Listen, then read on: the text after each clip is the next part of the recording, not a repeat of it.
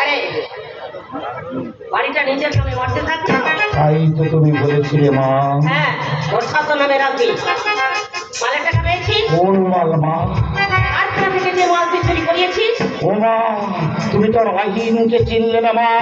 তোরা এই মাল ধারে বিক্রি করতে নেই, আগে হাতে নগদ অর্থ পেয়ে তবেই তো মাল ছেড়েছি মা।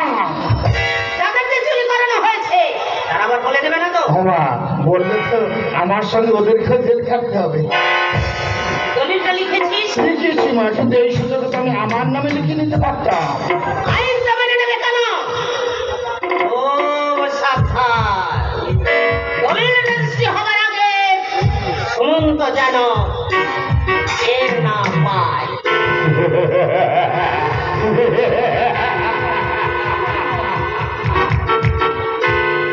শুধু সুমন্তই নয় মা, শুধু সুমন্তই নয়, সুমন্তর বাবা ওই সদানন্দ গোস্বামী কিন্তু টের পাবে না মা। ওই বালিগঞ্জের বাড়ি মালিক হয়েছি দুদিন পরে ওই কেন্দ্রিক ঘোড়ার মালিক হবে একমাত্র অহিন ব্যানার্জি।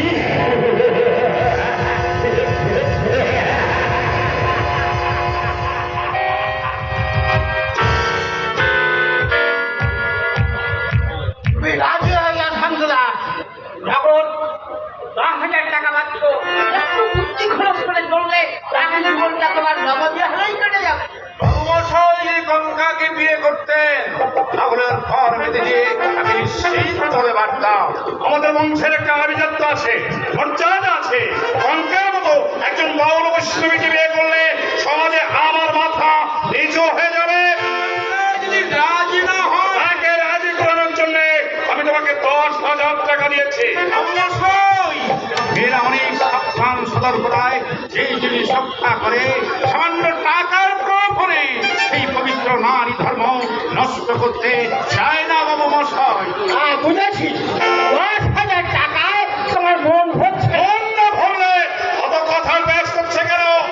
ঠিক আছে, এই না 5,000।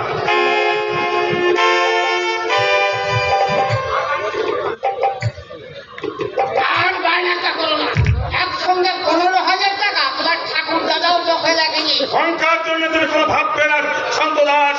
ওকে আমি কলকাতার মধ্যে কোনো ভাড়া বাড়িতে রেখে দেবো, তিন চাকর থাকবে, তোমার কঙ্কার কোনো অসুবিধা হবে না। মেয়ে জন্মে যখন লাভ বলো তো, এই তুমি যদি মেয়ে হয়ে জন্মাতে। আমায় 2 দিন সময় দিতে হবে বাবু। ওদিন কেন, দরকার হলে তুমি আরো 10 দিন সময় নাও। তবে হ্যাঁ, মনে রেখো শান্ত দাস, আমার নাম জয়দেব মুখোপাধ্যায়। আমার সঙ্গে যদি তুমি বেইমানি করো, আমি তোমায় বেশি কিছু করবো না, তোমার জীবনটাই আমি কেন দেবো।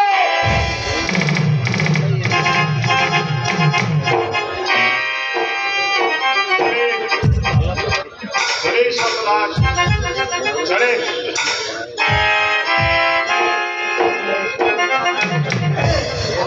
এখন 15,000 টাকা পাইয়ে দিলাম, আমার কমিশনটা দিতে আমার জন্য পেগল বাই করো না, আমি কিন্তু পরে আসবো। পরে আসবো কিন্তু।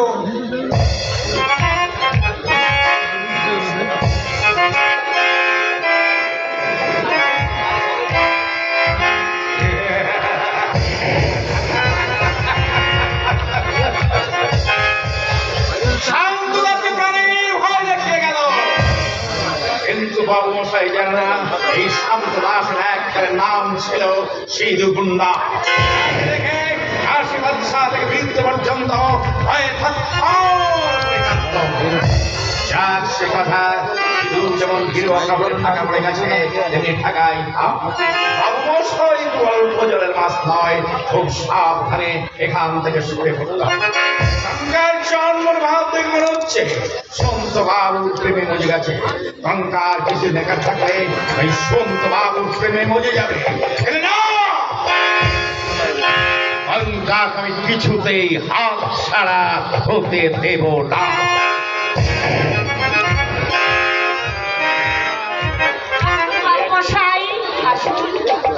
হায়নার এসেছিল না? হ্যাঁ এসেছিল, বায়না দিয়ে গেল। কিসের বায়না? আমার দেহে আপনার মা বাবা কি বললেন? আমাকে সেজে থাকাটা আপনাদের ছলনা মাত্র, দেহের ব্যবসায় আপনাদের আসল পেশা। ও কথা বলে আমার দায়িত্বের অবজ্ঞা করবেন না বাবু মশাই। আমি কি যুক্তির বাইরে কিছু বলেছি? বাবু মশাই, এই জগতে যে নিরুপায় তাকে যে ভোগ বুঝে অনেক কিছু সইতে হয়। কিসে আপনি নিরুপায়? এক কথায় আমি আপনাকে কেমন করে বোঝাবো বলে? দেখুন, এভাবে থাকলে পিছনে তো কেউ লাগবে। কোন একটা সংসার টংসার থেকে ঢুকে পড়ুন। সংসারে দুয়ার আমার জন্য বন্ধ। বন্ধ কি খোলা? কোনো দুয়ারে কোনোদিন ধাক্কা দিয়ে দেখেছেন? আপনারই দুয়ারে ধাক্কা দিচ্ছি। দেবে না হয় সংসারে তুলে?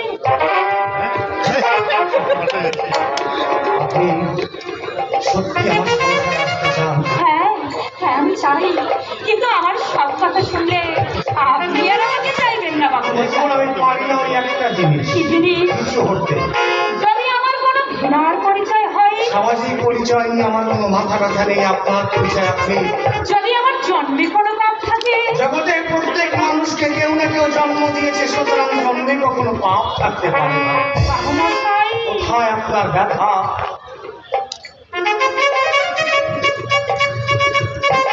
আমি তা বুঝেছি। বাবু মশাই, আমি আপনাকে কথা দিচ্ছি, জীবনে প্রথম কোনো নারীর হাত আমি স্পর্শ করব। আর একবার যখন এই হাত আমি ধরেছি, চিন্তা কাল ধরে রাখবো। বাবু মশাই আপনি আপনি নয় কথা বলো তুমি। তুমি মানছ বাবু মশাই? স্বর্গ থেকে কায়া বদলে এই মাটির পৃথিবীতে নেমে এসেছো। এত আনন্দ যে আমার মুখে ফুটছে না বাবু মশাই। এ যেন অভাগীর স্বর্গ আহরণ, পতিতের ভগবান দর্শন। আমার কথা তুমি কিছুই শুনতে চাইলে না কঙ্কা। আমি কিছুই জানতে চাই না, আমি কিছু শুনতেও চাই না। আমি শুধু তোমার মধ্যে হারিয়ে যেতে চাই, আর সারা জীবন প্রাণ ভরে আমি তোমার সেবা করতে চাই। কঙ্কা, জীবনে আমি এত আনন্দ, এত তৃপ্তি, এত শান্তি কোনোদিন পাইনি। এই মধুর মুহূর্তে তুমি আমাকে একটা গান শোনাও। হ্যাঁ আমি শোনাবো। সেদিন জলসা ঘরে উদাস সুরে যাকে বিলিয়ে দিয়েছে, তাকে আমি নিশ্চয়ই গান শোনাবো।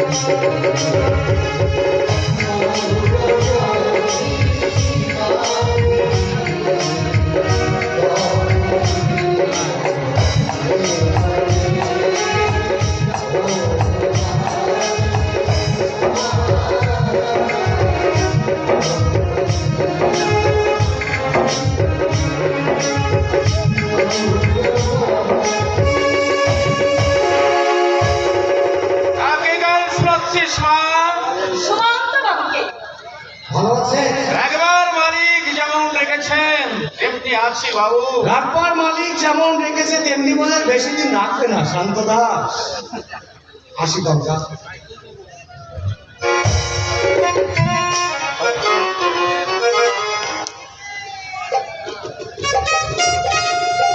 চেষ্টা করছি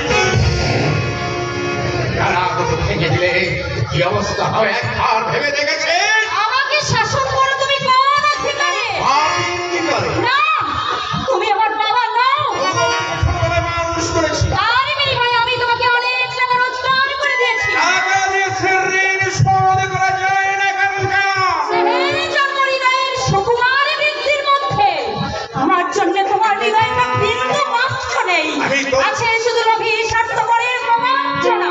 আমি তুমি আমাকে বাঁচিয়ে রেখেছো বলে আজও আমি বেঁচে আছি বাবা। কিন্তু এ বাঁচা ভাষা নয়, অভিশাপের জীবন তুমি আরো অভিশাপে ভরিয়ে দিচ্ছ।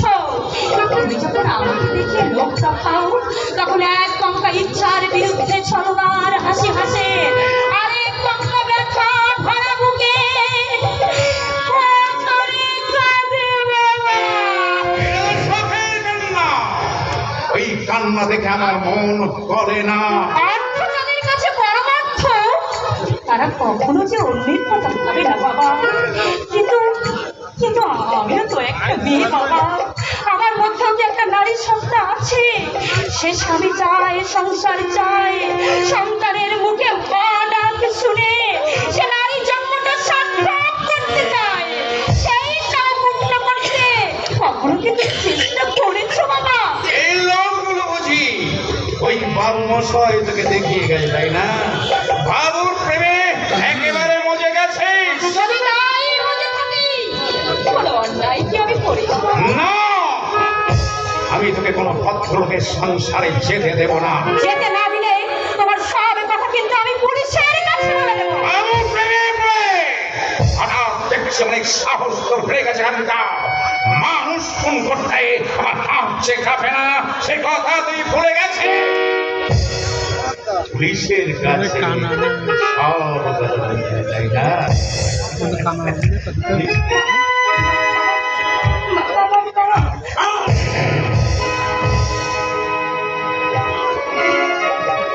বল, বলবি কখনো আর এই কথা?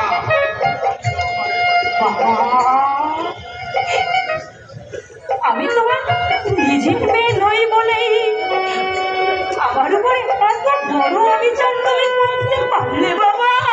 নিজের মানুষ বলে তুই আমার মুক্তির পর অনেক সময় অনেক বড় বড় কথা বলিস। ভেবেছিলাম তোর গায়ে পড়ে ভাত। কিন্তু পর কখনো আপন হয় না রে, আপন হয় না, আপন হয় না, আপন হয় না।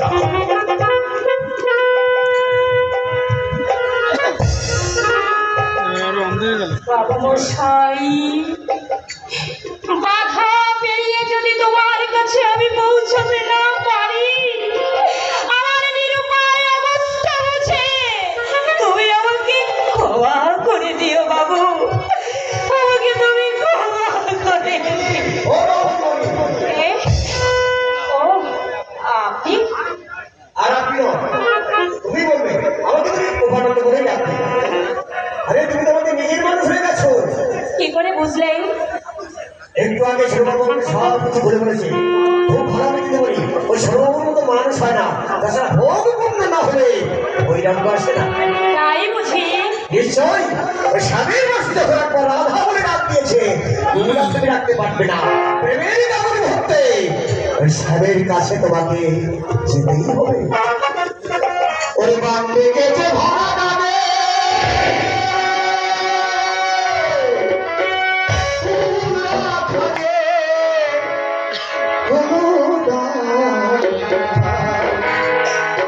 ওরে সর করে না বলি হায় রে যা করি ভক্তি যায়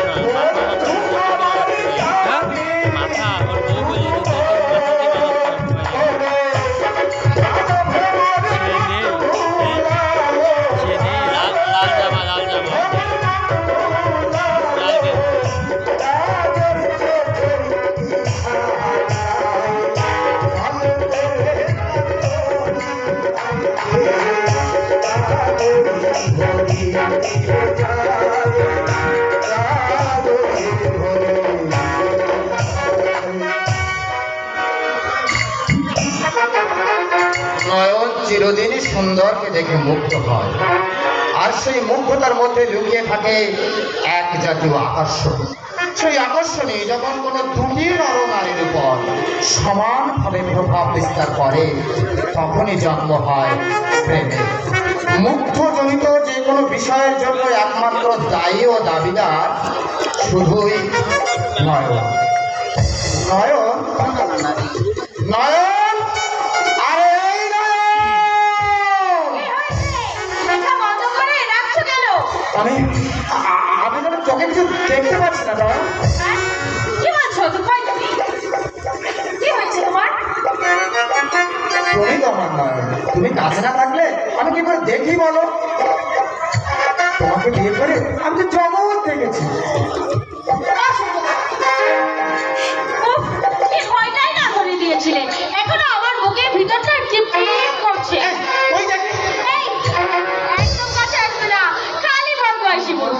সত্যি নয়ন, স্বামীর জীবনে স্ত্রী ভূমিকা যে কত বড়, বিয়ের আগে তো আমি কখনো বুঝতে পারিনি।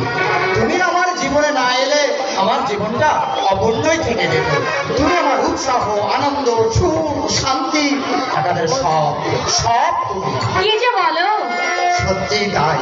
দুঃখের সঙ্গে লড়াই করতে করতে যখন আমি ক্লান্ত হয়ে পড়ি, তখন তুমি আমাকে সান্ত্বনা দিয়ে সতেজ করে তোলো। যখন আমার অবসর নেমে আসে, তখন তোমারই উৎসাহে আমি আবার সোজা হয়ে বসি। আমার সাথে আমি তোমাকে উৎসাহ দেই।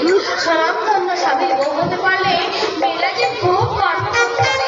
তাই তো আমার এক সময় মনে হয় তোমার জন্যই বুঝি আমার জন্ম। তোমাকে দেখেও আমার স্বাদ লাগে না, আর ভালোবেসেও আমার মন ভালোবাসা যত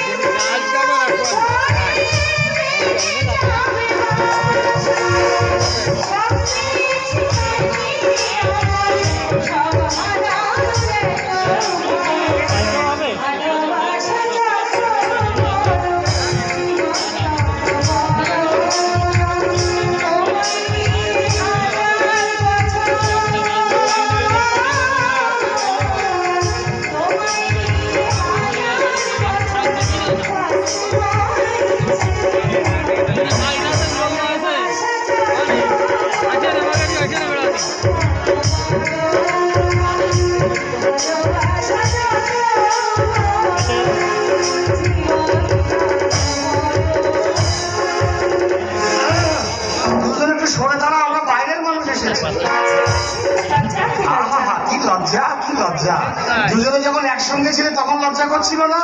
এই এটি কাকে নিয়ে এসেছিস? এই যে আমি নিজের চোখে দেখেও বিশ্বাস করতে পারছি না। বিশ্বাসের কি আছে বন্ধু? তুমি তো ওই আগুনে ঝাঁপ দিতে বলেছিলে। দেখো না, দেখো ঋষ্য শৃঙ্গমুনির ধ্যান ভেঙেছে দেখো। এমন রূপ দেখলে ধ্যান তো ভাঙবে। আমি মেয়ে ছেলে, তবু আমারই ভালোবাসতে ইচ্ছে করে নিয়েছো। সবই ভাগ্য। হ্যাঁ ঠিক, সবই ভাগ্য না। তা না হলে তুমি তো সুমন্তর ঘরে যেতে, আমার ঘরে ছিটকে আসবে কেন? এই চুপ কর। নয়ন তোর ঘরে না গেলে কঙ্কাকে সতীনের ঘর করতে হবে। এমন সতীন পাওয়া তো ভাগ্যের কথা। হ্যাঁ? গঙ্গাবতীর কথা শুনলে পাষাণ গলিয়ে দেওয়ার জাদু আনতে জানে। এই সুমন্ত, আমি শুধু একটাই কথা ভাবছি, এই বধূ প্রতিযুগে তুই জিতে গেলি। এই স্বার্থপর জগতে যে অমল প্রেমের স্বর্গ আছে, তোমাদের সঙ্গে পরিচয় না হলে আমি তা জানতেই পারতাম না। চাপ বাবা, সবার সঙ্গে পরিচয় হলো কোথায়?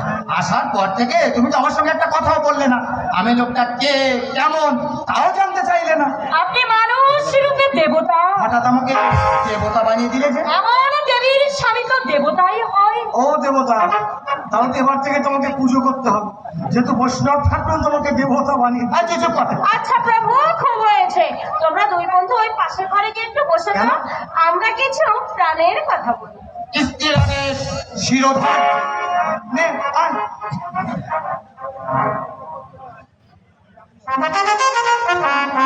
বলছি নয়ন, ও তো স্ত্রীর আদেশ শিরোধার্য বলে চলে গেল। আমি এখন কার আদেশ বলবো? আমি যে তাড়াতাড়ি স্ত্রীর আদেশ ফাদেশ বলতে পারি, সেই ব্যবস্থা একটু দ্রুত করে দাও। ঠিক আছে। জঙ্গলি পাখিটাকে কি করে খাঁচায় পড়লে? পাখি করুণা করে নিজেই ধরা দিয়েছে। তুমি ভাগ্যবতী, তোমাদের সবাইকে পেয়ে আজ সত্যি সত্যি নিজেকে ভাগ্যবতী বলে মনে হচ্ছে। সুমন্ত তার বুকে অনেক অভিমান জমে আছে। মনের কোণে ছোট্ট ছোট্ট ব্যথা মানুষটাকে যে একেবারে বদলে দিয়েছে। তোমাকে প্রেমের পরশ দিয়ে ওর মনের আকাশ সুনীল নির্মল করে তুলতে হবে। ওর মাঝখান থেকে কুড়িয়ে এনে যে আমাকে গৌরবের সিংহাসনে বসিয়েছে, তার শান্তির জন্য, ভালোর জন্য আমি সবই কিছু করতে প্রস্তুত দিদি। তুমি আর ভার নিচ্ছ দেখে আমি আজ সত্যি নিশ্চিন্ত হলাম। দিদি, তুমি আমাকে আশীর্বাদ করো দিদি। এখানেই যেন আমার কান্নার শেষ হয়, এই সুখের স্বপ্ন যেন আমার ভেঙে না যায় দিদি, ভেঙে না যায়।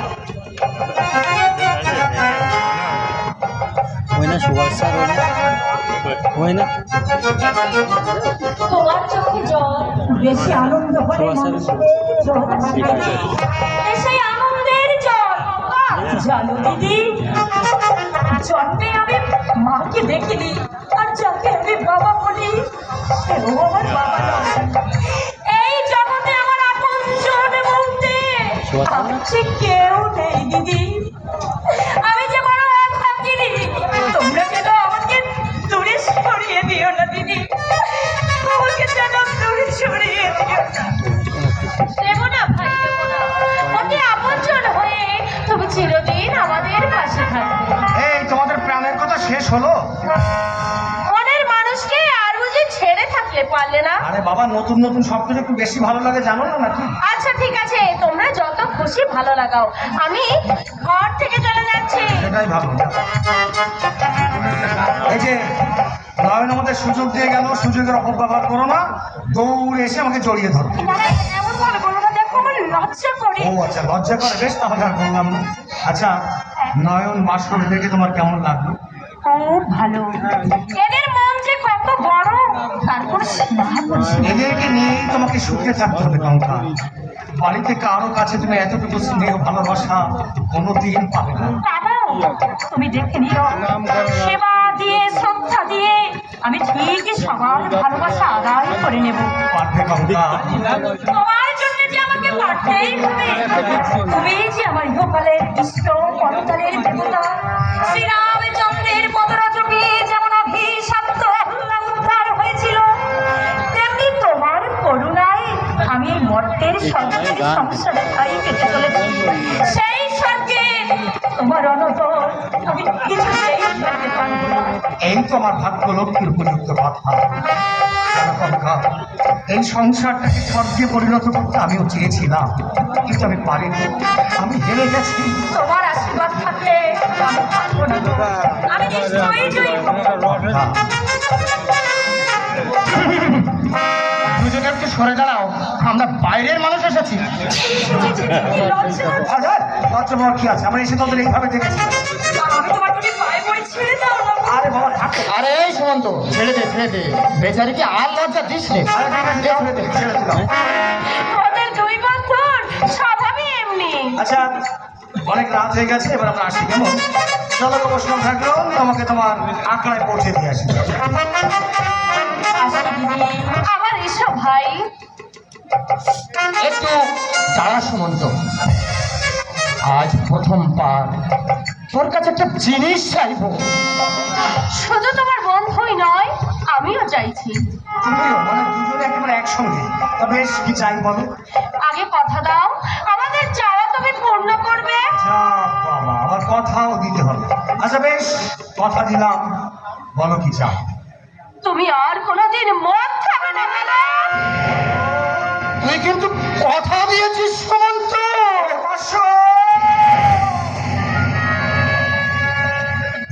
রে, তোরা আমাকে এত বেশি ভালোবাসিস রে বাস্ত। বেশি ভালোবাসলে আমার যে বড় দুঃখ হয়, কষ্ট হয়। তোমাদের তুলনা শুধু তোমরা দিদি, শুধু তোমরা।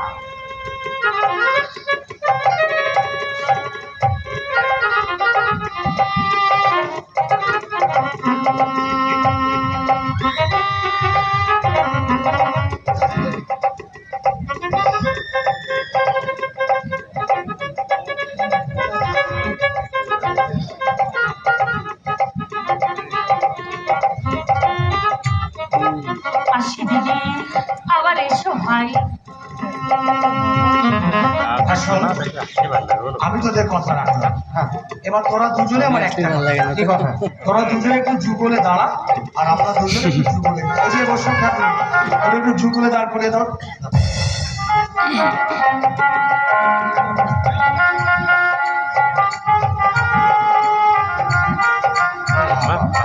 চলো, এবার আমরা যাই। আরে কি করছিস সুমন্ত?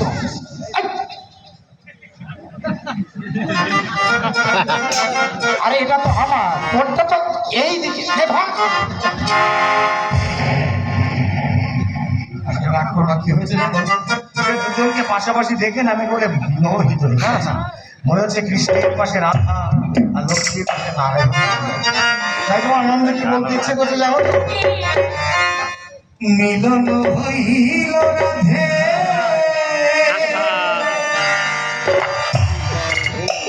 মিলন হইল, মিলন হইল, মিলন হইল রাধে, মিলন হইল, মিলন হইল রাধে, মিলন হইল রাধে।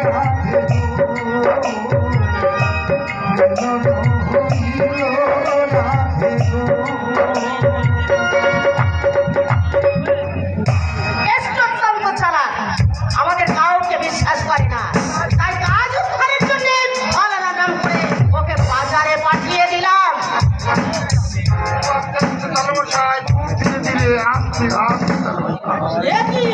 যে লোকটার একদম নড়াচড়া বারণ, তাকে কিনা তুই? ওমা, চালের মশাই কিছুতেই শুনলো না, বললো বাবা আহিন, আমাকে একটু বাইরে নিয়ে চলো না বাবা। ওমা, গুরুজনের কথা কি আমি অমান্য করতে পারি? উনি বলতে পারেন, কিন্তু তোর তো একটু বোঝা উচিত ছিল।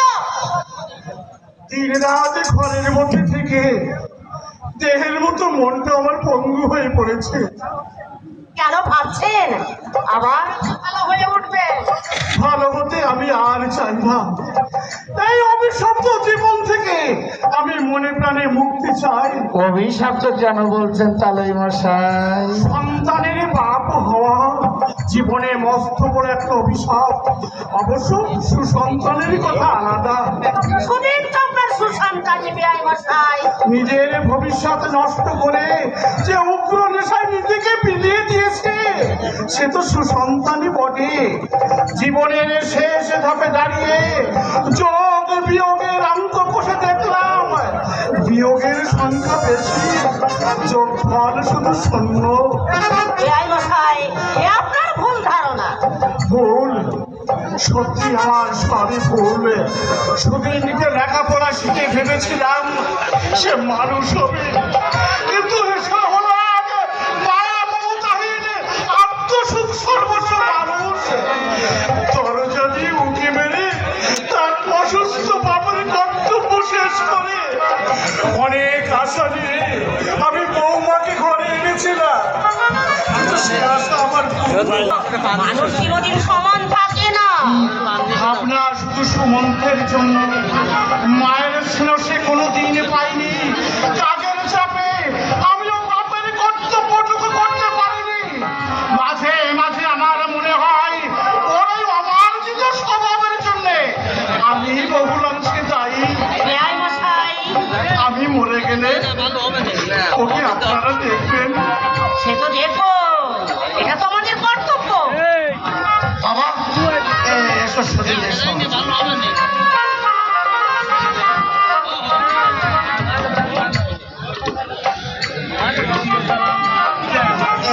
এই দলিলটা কি আছে বাবা? তুমি ন্যায্য বিচারই করেছো বাবা, আমার কোনো আপত্তি নেই। সুদিন করে অসংখ্য আপত্তি করলে আমরাই কথা মেনে নেবো কেন তালই মশাই?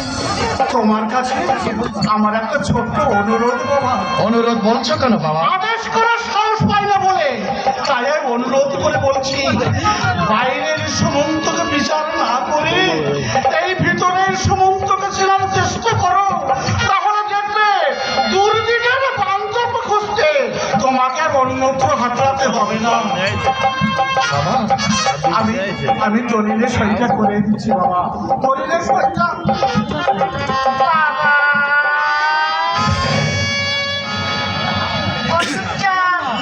খেয়ে নিন বাবা।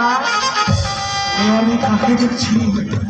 এমনি সিনেমাই রূপেই তো আমি তোমাকে দেখতে চেয়েছিলাম বৌমা। তালই মশাই, একটু আগে বললাম না উচ্চ আগের উচ্চ নেই, সে অনেক বদলে গেছে। ওষুধটা খেয়ে নিন বাবা। আগে সইটা করে নি মা। আগে সই নয় বাবা, আগে আপনার শরীর। এই তো নারীর প্রকৃত রূপ। উন্নত বড়দে গঙ্গার মতো সংসারের সমস্ত আবিলতা ধুয়ে মুছে অনাবিল স্রোত ধারা বইয়ে দিতেই তো তোমার সৃষ্টি মা। তুমি আমায় কথা দাও মা, ঠিক এমনি স্নেহের শাসনে আপনত্বের দাবিতে তুমি সুমন্তকে কাছে টেনে নেবে মা। নেব বাবা, কথা দিলাম। এবার তুমি আমাকে নিশ্চিন্ত করলে মা। দাও মা, দাও ওষুধটা দাও।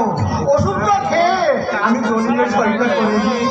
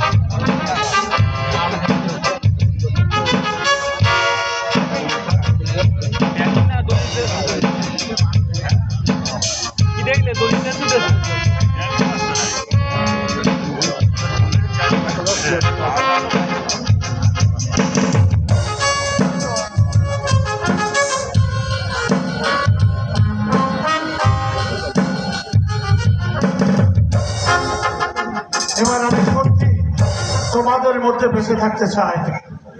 সুধীর বাবা, দলিলটা আজই তুমি উকিল বাবুকে দেখে নিয়ে এসো। বেশি দেরি করো না বাবা। শুভ কাজ ফেলে রেখো না যেন বাবা। আমি এখনই যাচ্ছি।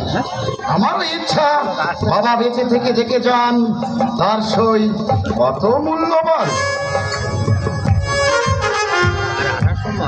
আপনি অনেকক্ষণ দাঁড়িয়ে আছেন বাবা, আপনার খুব কষ্ট হচ্ছে। চলুন আমি আপনাকে বিছানায় শুয়ে দিয়ে আসি। সত্যি আজ আমার খুব কষ্ট হচ্ছে, তবে আজকের এই কষ্টের মধ্যে আমার মনের তারে নতুন এক সুর অনুরণিত হয়েছে। বৌমা, বাবা আজ রাতেই তুমি নিজের হাতে রান্না করবে মা, আমরা সবাই একসঙ্গে বসে খাবো মা। আচ্ছা বাবা চলুন। খুব সাবধানে নিয়ে যাস মা।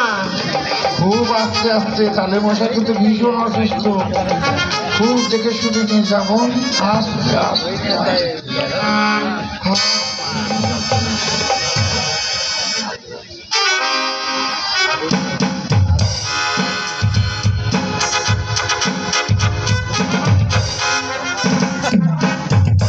এতদিনে নিশ্চিন্ত হওয়া গেল। আমার মেয়ে জামাইকে ফাঁকি দিয়ে ন্যায় বসাই সুমন্তকে রাজা রাজা করতে চেয়েছিল। সেই রাজাকে আমরা ফকির করে দিলাম।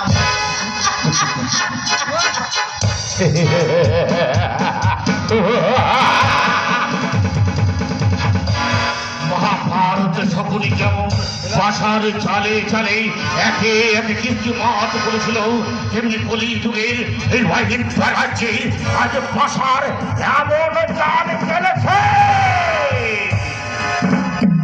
সেই চালে ভক্তি দেখা শুধু সুমন্তই হবে না মা। দুদিন পরে আমার বোন আর ভক্তি পতিত ফকির হতে হবে। ওই গোস্বামী রাজ্যের একমাত্র রাজা হবে মহিন ব্যানার্জি।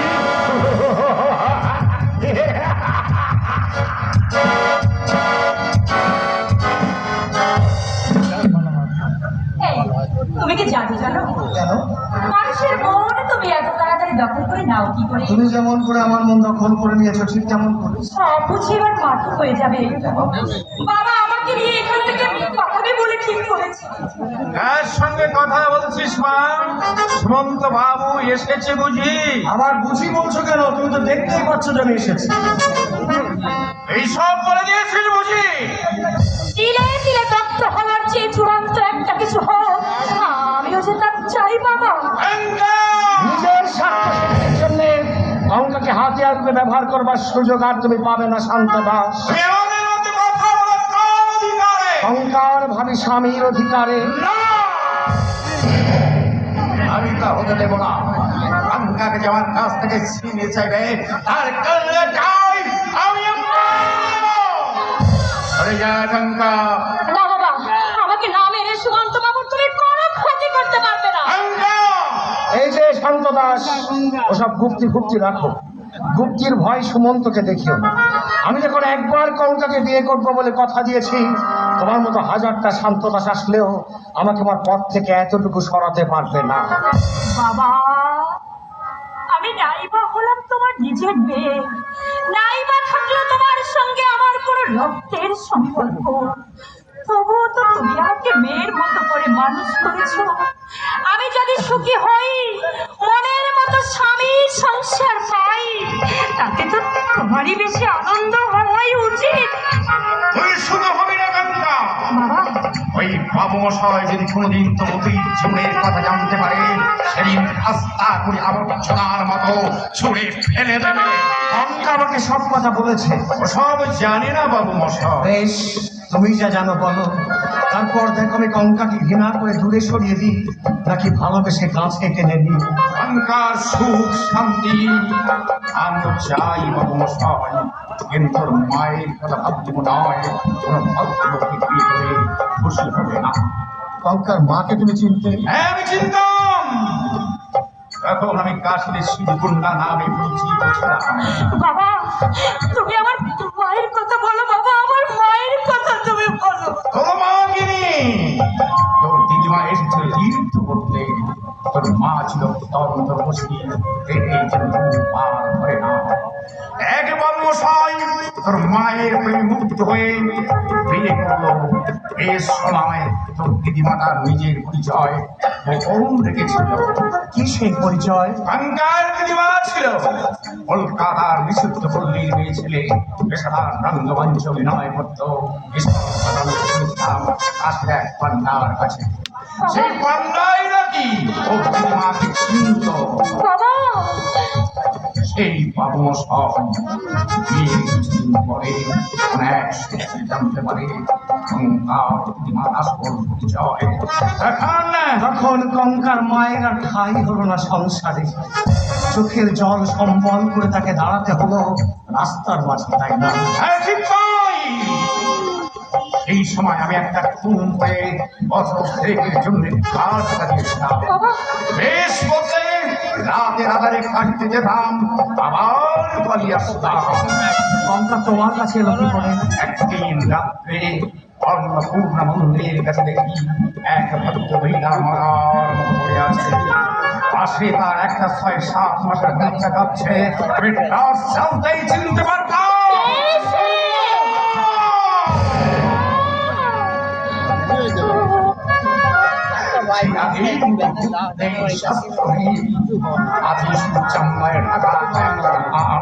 তখন তার কথা বলার শক্তি হারিয়ে ফেলেছে।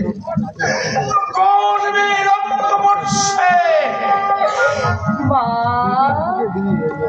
মা গো, তুমি কত কষ্টই না পেয়েছো মা, কত দুঃখই না তুমি পেয়েছো। অনেক কষ্টে বাচ্চাটা আমার হাতে তুলে দিয়ে অস্পষ্ট স্বরে কি যেন বলতে চেয়েছিল, কিন্তু সে বলতে পারলো না। মরণ এসে তাকে নিয়ে গেল। বাবা তুই সেই বাচ্চা, তুই সেই বাচ্চা। অবশ্যই আমি খুনি, আমি খুনি, আমি ঠকবাজ অবশ্যই। বিশ্বাস করুন অবশ্যই, কঙ্কার ছিল খাতুর বাবা। তাহলে আমার রোজগার হাতিয়ার বলেও কাউকে ওর গাছ দিনি। এক বদমাইশ ওকে নষ্ট করবার জন্য মরিয়ায় হয়েছিল। আমি তাকে খুন করে তুমি কি বলছো বাবা? আজ সব সত্যি কথা বললাম। ওরে তুই কেমন পেয়ে তোকে ক্ষতি করবে পাপ হয়ে আমি তার সইতে পারি। আর তোমাকে কিছু সহ্য করতে হবে না শান্ত দাস। তোমার সব কথা শুনে আমি বলছি, আমি কঙ্কাকে ভালোবাসি, আমি কঙ্কাকে বিয়ে করবো। অবশ্যই অনেক বড় অবশ্যই। যা যা যা অবশ্যই সঙ্গে চলে যা। আমি জয়দেব বাবুর টাকা ফেরত দিয়ে একটু পরে আসলাম। তুমি যাবে বাবা? আমি যাব না, আমি না গেলে সংগ্রাম করবে। বাবা হ্যাঁ মা, আমি তো সংগ্রাম করে নিজেকে আমি জীবনে আমি অনেক অপরাধ করেছি। বিচার নিশ্চয়ই আমার প্রাণদণ্ড হবে। আমার তো কেউ নেই মা, মাথার পর তুই তুই আমার সাথে করি। তোমাকে আমি এতদিন ভয়ে ভক্তি করতাম, আমি আমি লোক দেখাতো প্রণাম করতাম তোমায়। আজ সত্যিকারের শ্রদ্ধায় তোমার মায়ের দুলোয় মাথায় নিচ্ছি বাবা।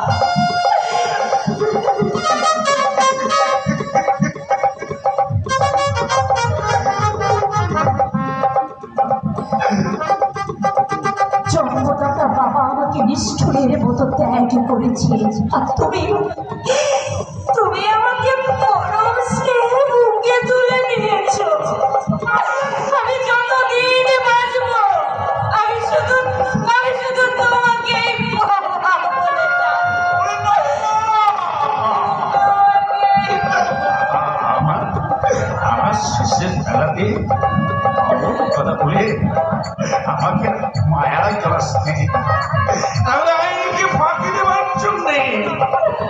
ভাবটা হয়তো আমার কিছু নেই।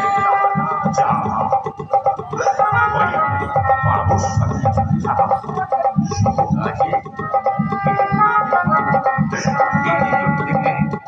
আমি চাইলে বাবুর টাকাটা ফেরত দিয়ে আনবো।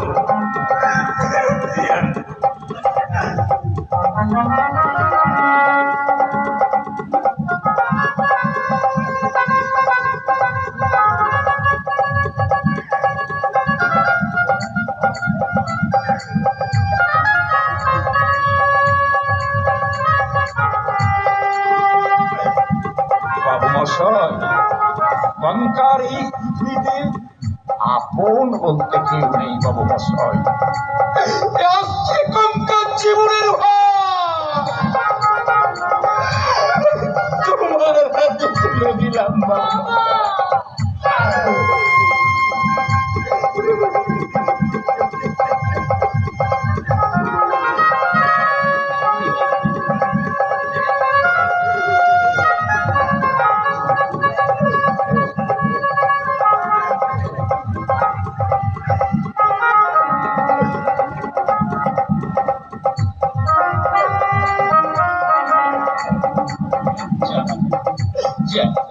বাবুর সঙ্গে চলে যাও।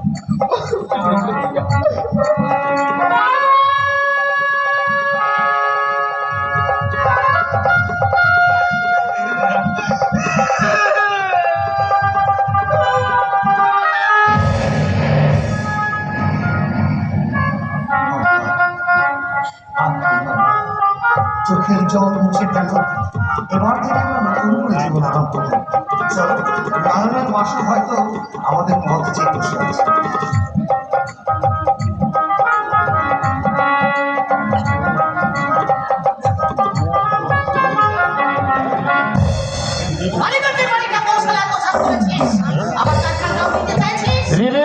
কারখানা যেতেই মা, তার জন্য তুই তোমার কারখানা ছুটি করিয়ে ঋণের পর দিন কারখানার টাকা গোপনে সরিয়ে খাতা কলমে লোকসান দেখিয়েছিস।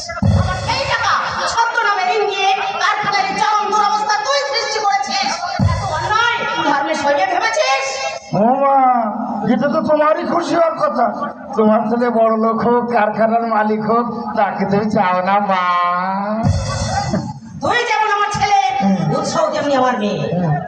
নিজের বোন ভগ্নিপতিকে ফাঁকি দিতে তোর বিবেক এতটুকু বাড়ছে না? ওমা কি বললে? বিবেক? বিবেক? ওমা, বিবেকের কাছে নদী স্বীকার করলে কখন অর্থবান হওয়া যায় না মা। নদী একুল না ভাঙলে ওকুল যে গড়া যায় না মা।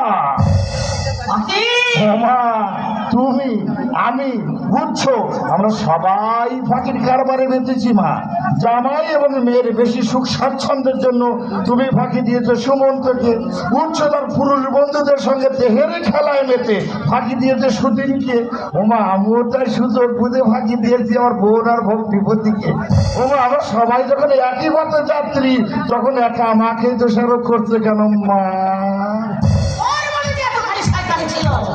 আমি আগে তা বুঝতে পারিনি। কি বলবো, তুই আমার ছেলে, না পারছি তোর সরটা সহ্য করতে, না পারছি তোর মঙ্গল কামনা করতে। আর সরতার কথা বলছেন মা? আমার কথা বলছে, আমার কথা। মানে কারখানাকে বাঁচাতে যাদের কাছ থেকে ঋণ নিয়েছি, আমি সেই ঋণ সরাসরি অস্বীকার করতে চাইছি। মা বলছে এত বড় সততা করা কি ঠিক হবে? অহিন আমি ভেবে পাচ্ছি না। কিচ্ছু ভাবতে হবে না, এই বছর তুমি এত চাপ নিতে পারবে না। তুই চুপচাপ দেখে যে আমি কি করি। আমি একটা কথা বলবো। বলো। বলছিলাম, উৎপাদন আমদানি রপ্তানি সবাই ঠিকঠাক চলছে, তবু কারখানা যে এত লোকসান হচ্ছে। কেন তো লোকসান হচ্ছে? দুটো বিরাট চুরি হলো, খদ্দেরদের কাছ থেকে যথাসময় মাল আমদানি রপ্তানি করতে পারছে না, তাই কারখানা বাঁচাতে এক ঘরটি করে অন্য ঘরতে করতে হচ্ছে। কিন্তু এভাবে আর কতদিন চালানো যাবে? একটু দেখে শুনে পথ চলা সুদিন। পায়ের তলা থেকে মাটি একবার সরে গেলে আর কিন্তু তুমি সোজা হয়ে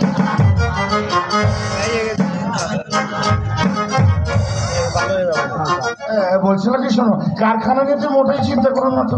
তবে তুমি হচ্ছে আমার অত্যন্ত আপনজন। আমার দ্বারা যদি তোমার কোনো ক্ষতি হয়, তুমি আমাকে কিছু না বললেও ঈশ্বর আমাকে কিছুতেই ক্ষমা করবে না। মানিগঞ্জের বাড়িটা হাতছা হয়ে গেল। কারখানাটা যাওয়ার পথে এত বিপর্যয় কাটিয়ে আর বুঝে উঠে দাঁড়াতে পারবো না ওইন্দা। ভাটার টানে নদীর জল শেষ হয়ে যায় সত্য, তো আবার কোন সাথে দুয়ার আসে, এটাও তো সত্য। তাও সত্য। হ্যাঁ, আমি বলছিলাম কি শোনো, তুমি তোমার শরীরটার দিকে আগে খেয়াল করো তো। স্বাস্থ্যটা তো খুব দ্রুত ভেঙে যাচ্ছে। কিছুদিন যাবৎ পেটে একটা যন্ত্রণা হচ্ছে, কয়েকদিন ধরে আমার জ্বরও হয়। সেটি তাহলে না তুমি আজ কোনো বড় ডাক্তার দেখো। হ্যাঁ, আর একটা কথা, মদ খাওয়া তুমি একেবারেই ছেড়ে দাও। শরীর ঠিক থাকলে সব ঠিক থাকবে।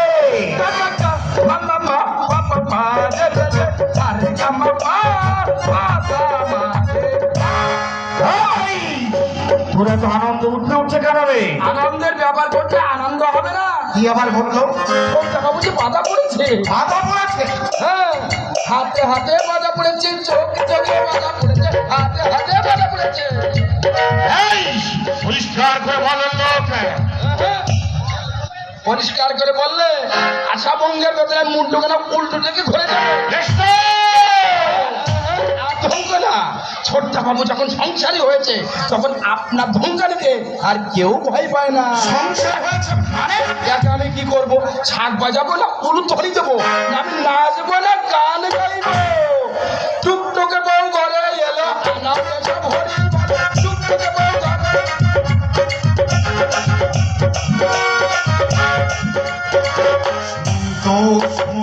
সুমন্ত তলে বিয়ে করেছে। ভাবে কাউকে না জানি শুনে বিয়ে করা মানে আমাদের জবরদস্ত করা। শুধু তাই নয়, সুমন্তের একমাত্র উদ্দেশ্য সম্পত্তি কায়েমে দখল না। আমার মনে হয় সুমন্ত গোপন দলিলের কথা সব কিছু জেনে গেছে। তাহলে মশাই বেঁচে আছে, সুমন্ত যদি কোর্টে কেস করে তাহলে মশাই সুমন্তর বিরুদ্ধে সাক্ষী ধরে তার পরিণামটা কি হবে একটু পর তুমি ভেবে দেখে তো সাথে। আমি কিছুতেই মেনে নিতে পারি না। ভিতরে চলো চলো চলো চলো চলো।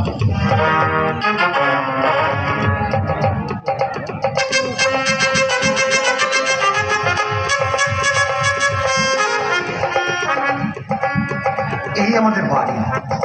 এই বাড়ি সম্পর্কে আমি তোমাকে সব কথা বলেছি। একমাত্র বাবা ছাড়া কেউ তোমাকে শুনে চলে দেখবে না। তার জন্য তোমার কষ্ট হবে না তো কথা? না গো না, কোনো কষ্ট আমার হবে না। আমার আশা তো তুমি কানায় কানায় ভরিয়ে দিয়েছো। এত বড় বাড়ির বউ হবো, তোমার মতো স্বামী আমি কোনোদিনও পাবো, এ যে আমার কল্পনার বাইরে ছিল।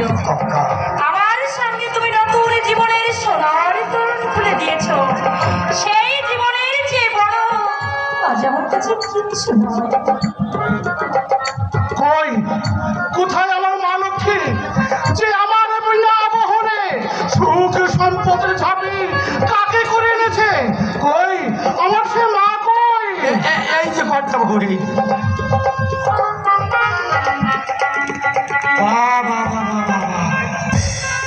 এদের সত্যি সত্যি অমরাবতী থেকে করুণাময়ীর মতো এই সদানন্দের জন্য অমৃতের বাটি নিয়ে এসেছে। আমার কথার সঙ্গে মিললো কিনা কর্তা বাবু? আমি চাই তারা সবাইকে খবরটা জানিয়ে আজকে যায়। লক্ষ্মী মোদের ঘরে এলো, আনন্দে সব হরি বলে।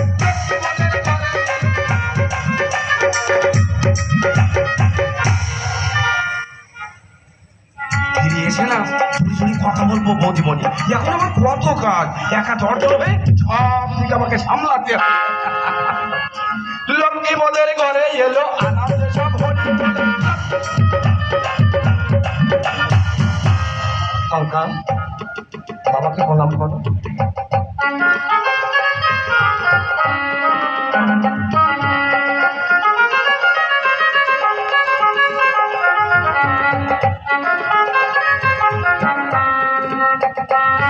সুখী হও মা। আমাকে সুখের আশীর্বাদ কেন করলেন? কেন মা? আমি তো আমার নিজের সুখ চাই না। আমি শুধু চাই আপনাদের সবাইকে ভালোবাসতে, আপনাদের সেবা যত্ন করতে, আর চিরদিন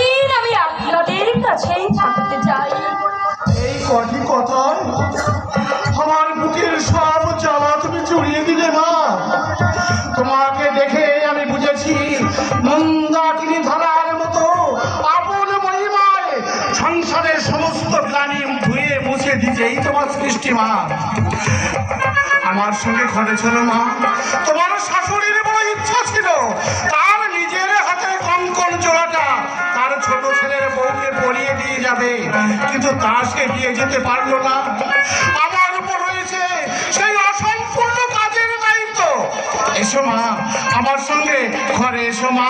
হ্যাঁ বাবা, সুদিন বৌমা এসেছো দেখছি।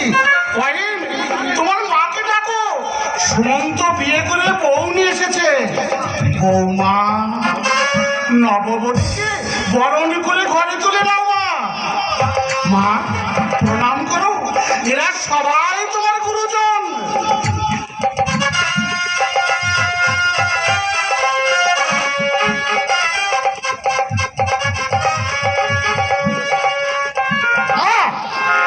আমি কিছুতেই মেনে নিতে পারি না। কি বললে তুমি? এ বাড়ি একটা মান মর্যাদা আছে, এমন অসামাজিক কাজ মেনে নিলে বাড়ির মান মর্যাদা তো নষ্টই হবে। এ বাড়ির মান মর্যাদা রক্ষার দায়িত্বটা কিন্তু তোমার চেয়ে আমার বেশি। আপনার যে আমাদের বেশি, যেহেতু আমাদের 10 জনের সঙ্গে মিশতে হয়।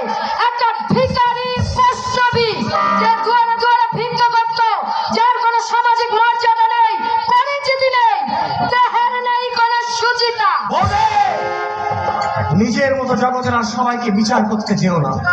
বেদের মন্ত্র পড়ে অগ্নি নারায়ণ সাক্ষী রেখে আমি কঙ্কাকে বিয়ে করেছি, তাই তার সম্ভ্রম স্বাধীনতা রক্ষার দায়িত্ব কিন্তু আমার। ওকে যদি তোমরা ছোট করে কথা বলো, আমি কিন্তু তোমাদের মান রাখতে পারবো না। দিদি, তোমার সব কথা সত্যি দিদি। আমি ভিখারি বৈষ্ণবী, সামাজিক কোনো পরিচয় আমার নেই দিদি। কিন্তু বিশ্বাস করো, একমাত্র ঈশ্বরই জানেন আমার দেহের সুচিতা বিন্দু মাত্র নষ্ট হয়নি দিদি।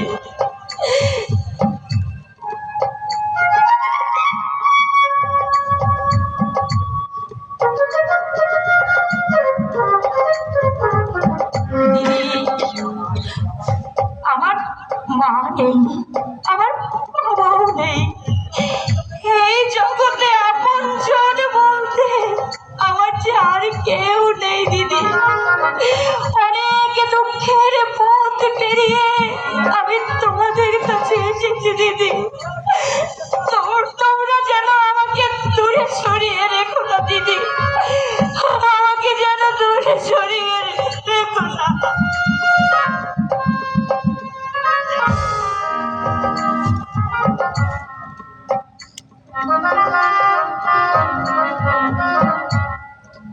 আপনি আমার স্বামীর দাদা, স্নেহের পাত্রী হিসেবে আপনার প্রতি আমার দাবি আছে, আমার অধিকার আছে।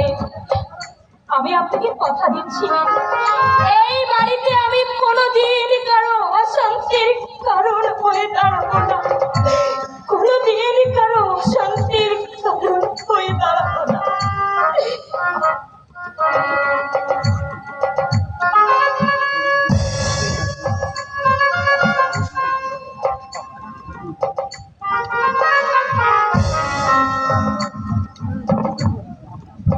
আপনার সঙ্গে আমার সম্পর্কের কথা আমি জানি না, শুধু এতটুকু জেনেছি যে আপনি আমার গুরুজন। চোখের জলে আমি আপনাদের করুণা দীক্ষা করছি। স্বামীর সংসার স্বর্গে আমি আপনাদেরকে নিয়েই থাকতে চাই।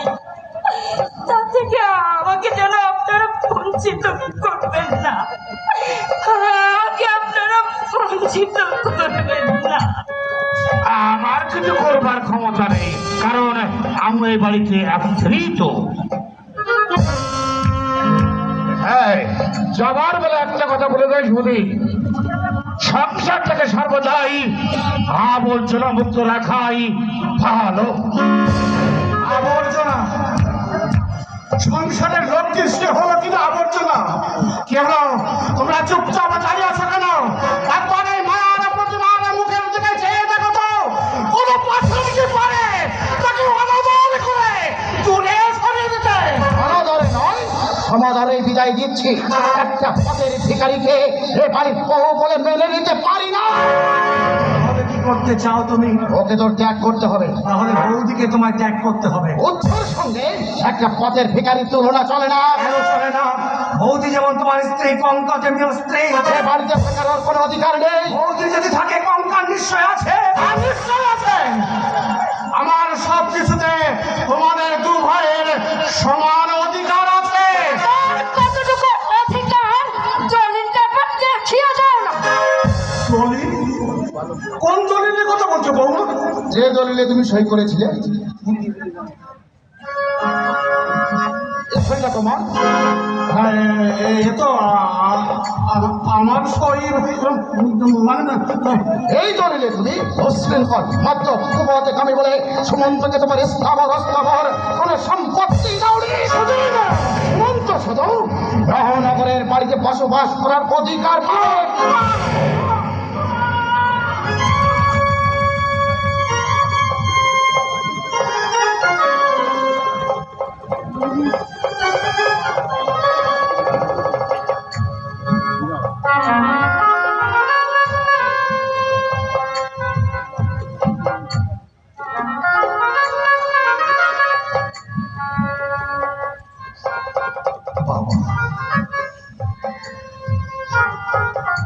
বাবা,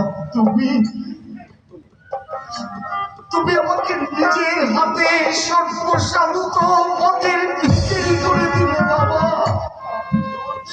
ভিখারি করে দিলে। প্রবঞ্চন। এমনি করে তুমি আমার সঙ্গে প্রবঞ্চনা করলে। সুমন্ত, সুমন্ত, তুই বিশ্বাস করবো না? ওই দলিলে আমি সই করিনি বাবা। ওই দলিলে আমি সই করিনি। তুই বিশ্বাস কর, তুই বিশ্বাস কর সুমন্ত। ওই দলিলে আমি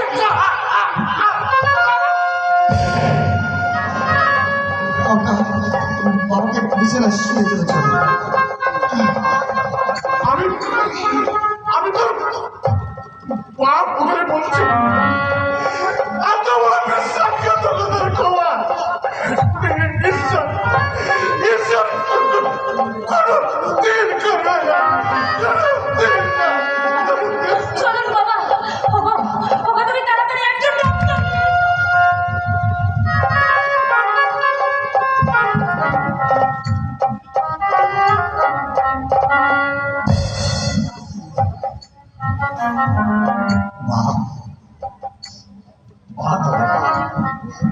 বড় ভাইয়ের উপযুক্ত কাজই তুমি করো। এই না হলে মায়ের পেটের বড় ভাব। উত্তর দিচ্ছে কেন? বাবা নিজেই তোমাকে সম্পত্তি থেকে বঞ্চিত করেছে। সাবাস বৌদি, সাবাস। তোমরা সবাইকে সত্যি সত্যি আমাকে এত বেশি ভালোবাসো, আমি আপন করে কোনোদিন উপলব্ধি করতে পারিনি বৌদি। আনন্দে তাই তোমাদেরকে জানিয়ে গেলাম আমার শত কোটি প্রণাম।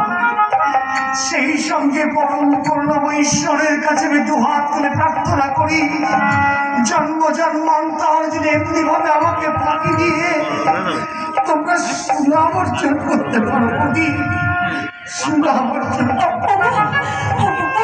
সর্বনাশ হয়ে গেছে, সর্বনাশ হয়ে গেছে, সর্বনাশ হয়ে গেছে। ওকা কি হয়েছে? সর্বনাশ হয়ে গেছে। কি হয়েছে বাবা? বাবা কি হয়েছে? বাবা কি হয়েছে বলো না।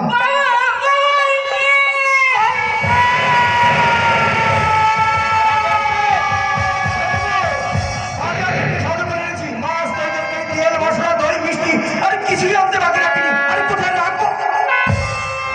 দেখি তোমার কোথায় বলবি কেন? কি হয়েছে দিদিমণি? কি আর হবে?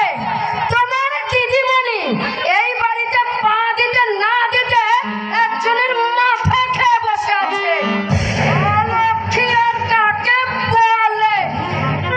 বৌদি তুমি বিশ্বাস করো, এমনটি হবে জানলে এই বাড়িতে আমি কোনোদিনও আসতাম না। তুমি আমাকে তাড়িয়ে দাও, নইলে আমার ছোঁয়ায়